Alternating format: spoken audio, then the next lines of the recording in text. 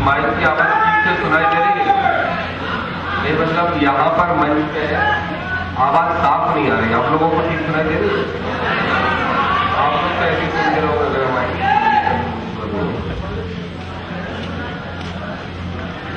आज जागो हिंद संगठन के प्रांतीय सम्मेलन में इस कार्यक्रम का संचालन कर रहे हमारे संगठन के राष्ट्रीय महासचिव सम्मानीय यशवंत अग्नोत्री जी, पूरे प्रदेश में नौजवानों की एक हिंदूवादी सोच की फौज खड़ी करने वाले हमारे प्रदेश के अध्यक्ष विजय जाट जी, सम्मानीय यदुनाथ जी, मेरे छोटे भाई गंधर्व रावत जी, राहुल जंजीरे जी, मंच पर बैठे इंदौर महानगर के अध्यक्ष योगेश जी हार्डिया, संजय जी दुबे, डॉक्टर संजय तिवारी, बहन गीता यादव जी, कन्हैया तिवारी जी, विनोद शर्मा जी, अरुण द्विवेदी जी और बहुत सारे साथी। आदरणीय बंधुओं, अभी भी कुछ मीडिया के साथी यहां पर बैठे होंगे। जब भी हमारे कार्यक्रम का कहीं पर, हमारे संगठन का कहीं कार्यक्रम होता है या हमारे संगठन का कोई भी नेता कहीं विवाद पे जाता है और मीडिया के सामने बैठता है तो सबसे पहला प्रश्न ये होता है, अभी आप लोगों ने भी देखा कि इतने सारे हिंदूवादी संगठन देश के अंदर हैं, स्थापित हैं, तो उसके बाद एक नया संगठन बनाने की आवश्यकता क्यों पड़ी? अगर वास्तव में हिंदुओं के लिए काम करना था तो उन्हीं संगठनों का हिस्सा क्यों नहीं बने? आप सभी जानते हैं पाकिस्तान समय समय पर, बल्कि ये कह सकते हैं कि हर समय षड्यंत्र पूर्वक हमारे देश में कुछ घुसपैठी भेजता रहता है। कुछ दिन की घटना है, आप सबको पता है, आज कसाब के ऊपर निर्णय होने वाला है मुंबई के कोर्ट में। पाकिस्तान से कसाब और कुछ साथी हिंदुस्तान के अंदर आए समुद्र के रास्ते से, मुंबई में खुलेआम गोलीबारी की, मुंबई में सैकड़ों निर्दोष लोगों को मार डाला और उसके बाद कसाब की जो आवभगत इस देश के अंदर हुई, सबने देखा 44-45 करोड़ आज तक उसकी सुरक्षा पर खर्च हो चुके हैं। हमारे हिंदुओं की लड़ाई लड़ने वाले व्यक्ति को सुरक्षा के नाम पर एक पैसा कोई सरकार खर्च करने के लिए तैयार हो ना हो, लेकिन पाकिस्तान के आतंकवादी कसाब, जिसको कहा गया कि उस घटना का एकमात्र गवाह है, उसको हिंदुस्तान में 45 करोड़ रुपए खर्च करके सुरक्षा दी गई। जब वो मांस का जो टुकड़ा मांगता था, वो मांस का वो टुकड़ा उसको उपलब्ध कराया। जो शराब मांगता था, वो शराब भी पिलाई। मीडिया के सारे लोग हैं, छाप सकते हैं, मुझे कोई आपत्ति नहीं। खुलेआम कहता हूं, दावे के साथ कहता हूं कि कसाब के साथ महाराष्ट्र की सरकार ने जो काम किया वो बहुत ही घृणित है। हिंदुओं पर हमला करने वाले व्यक्ति को मेहमान नवाजी कराते हुए 45 करोड़ रुपए खर्च कर देना, शराब पिलाना, मांस खिलाना, जब जो भोजन की आवश्यकता हो वो भोजन कराना, जैसे हमारे देश के अंदर मेहमान बन के आया हो या हमारे देश का दमाद बन के आया हो। सोच के देखिए, कहां से हिंदूवादी संगठन, कहां से हिंदूवादी विचारधारा के राजनीतिक दल क्यों रहे शांत? 2 वर्ष पूर्व मालेगांव में एक बम धमाका हुआ जिसमें बहुत सारे लोग आरोपी बने। साध्वी प्रज्ञा का नाम ज्यादा उसमें उछल के आया। बहुत सारे ग्रामीण जन है, आपको भी ये सब पता होगा मीडिया के माध्यम से। साध्वी प्रज्ञा का सिर्फ इतना सबूत मिला था कि उसकी गाड़ी का उपयोग उन बम धमाकों के लिए किया गया था, जबकि साध्वी ने बयान दिया कि ये गाड़ी तो हम कई महीनों बल्कि 1 वर्ष पहले दे चुके हैं। उस तक के आधार पर साध्वी प्रज्ञा को इसी मध्य प्रदेश से उठा के बंद कर दिया गया। साध्वी प्रज्ञा के साथ, एक हिंदू साध्वी के साथ महाराष्ट्र की जिस जेल में वो गई, उस जेल में मुस्लिम महिला कैदियों ने जो दुर्व्यवहार किया वो इस मंच से बताया नहीं जा सकता। बहुत ही शर्मनाक है, बहुत ही निंदनीय है। साध्वी प्रज्ञा का आधा पैर खराब हो चुका है, इतनी मारपीट जेल के अंदर की गई।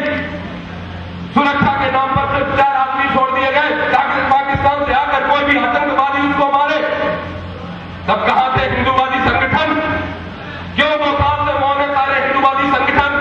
मुझे किसी बात की कोई चिंता नहीं, इस मंच के माध्यम से खुलेआम कहता हूं, मीडिया छाप सकती है। अगर साध्वी प्रज्ञा अपराधी है तो साध्वी प्रज्ञा को भी कसाब की तरह फांसी दे दो, लेकिन अगर साध्वी प्रज्ञा अपराधी नहीं है तो सरकार को माफी मांग के उसको छोड़ना चाहिए। इतनी सारी घटनाएं हुई, ऐसे कई घटनाक्रम इस देश के अंदर होते रहे जिससे यह सिद्ध होता रहा।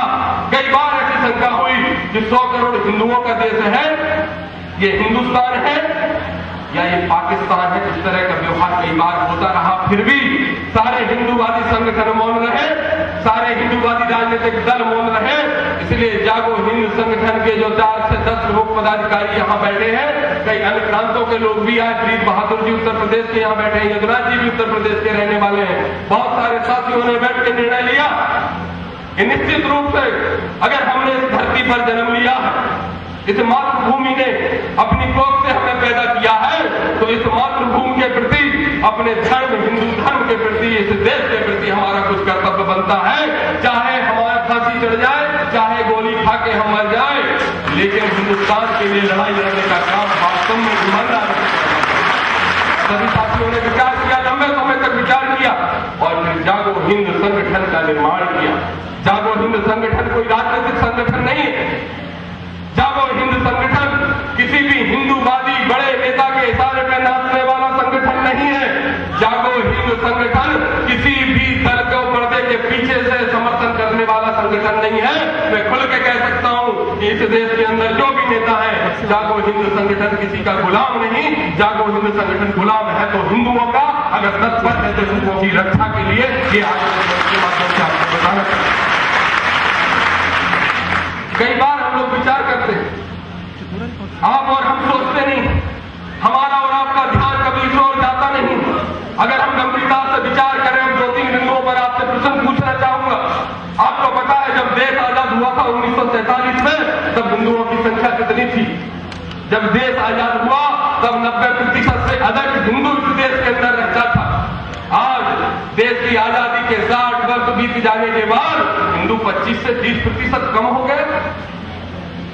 सरकारी आंकड़े बताते हैं, मीडिया भी इस बात को मानती है, कोई सरकार इस बात को नहीं जुटला सकती कि अगर किसी तरह से हिंदू का घटता चला गया और षड्यंत्र के तहत कुछ ऐसे षड्यंत्रकारी लोग हैं जो संख्या के बल पर इस देश में कब्जा करना चाहते हैं, अगर वो बढ़ते चले गए तो आगामी 50 वर्ष के अंदर हिंदुस्तान में हिंदू अल्पसंख्यक होगा और हमें अपनी सुरक्षा करने के लिए संघर्ष करना पड़ेगा।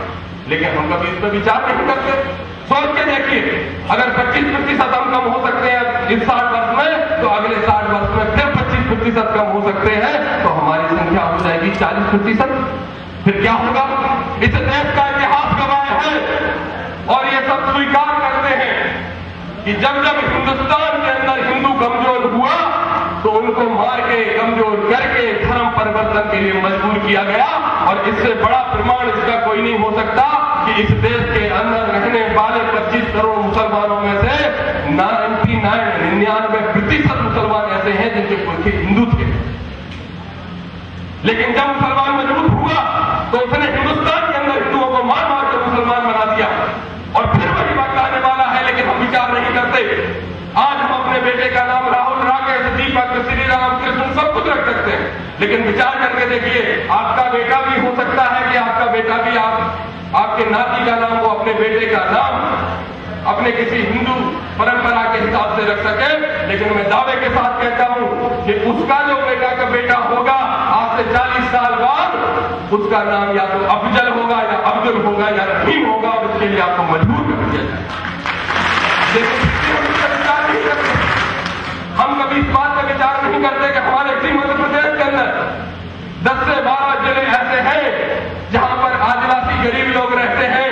उनको धन का लालच देकर ईसाई मिशनरी के लोग हिंदू धर्म मुस्लिम धर्म अपना रहे हैं, उसके बाद भी कहां है हिंदूवादी संगठन, कहां कर रहे हैं काम और क्या कर्तव्य है हम सब लोगों का, मैं आपसे पूछना चाहता हूं। वैसे भी हिंदू पहले हम दो हमारे दो और फिर हम दो हम, कि हम दो हमारे दो का फार्मूला छोड़ के हम दो हमारे 6 का फार्मूला अपनाना पड़ेगा, मैं इस बात से सहमत नहीं।